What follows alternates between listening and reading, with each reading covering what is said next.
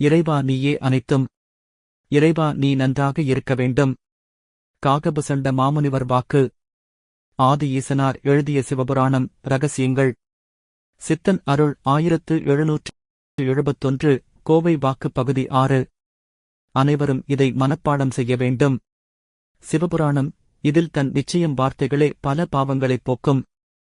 சிவபுராணம், இதை நிச்சயம் அதிகாலையில் சொல்லி வந்தாலே நிச்சயம் மாற்றங்கள். ஒன்றைப் பிடித்து ஒன்றை எடுப்பான் இறைவன். பயன்கள் வேண்டும் இறைவன் மீது. சிவபுராணம் ஓதினால் அம்மையே பல தொந்தரவுகள் தீரும் என்று சொல். ஆனால் ஓர் நாள் இல்லை, நாள் இல்லை. தொடர்ந்து செய்ய வேண்டும். உண்டால்தான் உயிர் வாழ முடியும் என்று மனிதனுக்குத் தெரியும்.